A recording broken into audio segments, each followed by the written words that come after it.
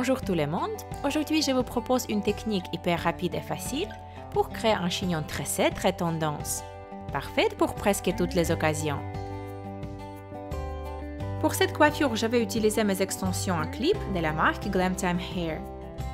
Dans une de mes vidéos précédentes, je vous ai déjà montré comment il faut les attacher pour créer une queue de cheval haute.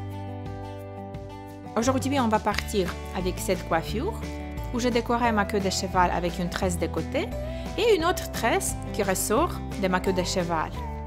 Si vous voulez découvrir ce tuto, j'ai mis les liens sur l'écran et dans la barre d'infos. Aujourd'hui, on va séparer notre queue de cheval en deux parties pour créer deux tresses épis de blé.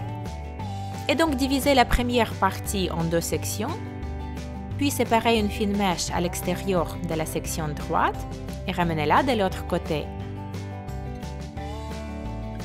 Séparez une fine mèche à l'extérieur de la section gauche et ramenez-la de l'autre côté.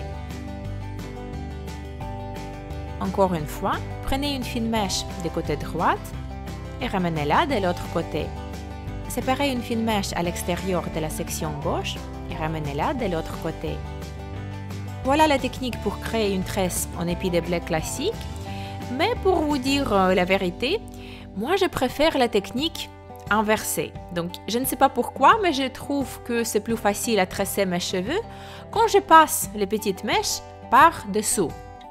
Par exemple ici, vous voyez que je prends ma petite mèche et je la ramène de l'autre côté en la passant par dessous.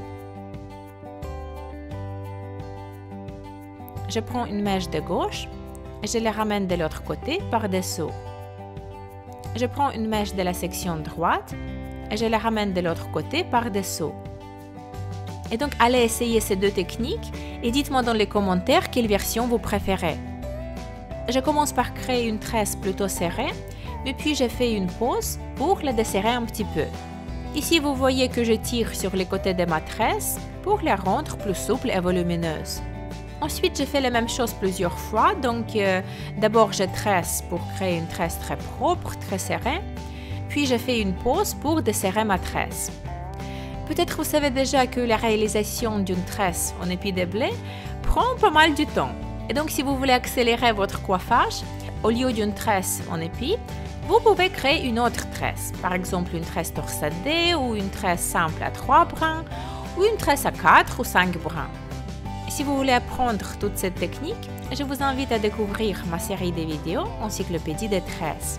J'ai mis les liens sur l'écran et dans la barre d'infos. Il faut continuer comme ça jusqu'aux pointes, attacher la tresse avec un petit élastique, puis créer encore une tresse. Une fois cela fait, on est presque terminé. Car pour créer notre chignon, on va nouer ces deux tresses. Et donc on prend les tresses et on fait un nœud devant l'élastique. C'est aussi simple que ça. Ensuite, on va ramener notre tresse à l'arrière, derrière l'élastique, et créer encore un nœud.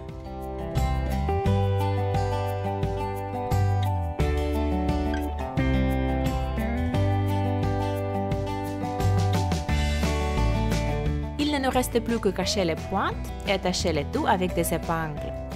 Et voilà, votre joli chignon est maintenant terminé. N'hésitez pas à le décorer selon vos envies.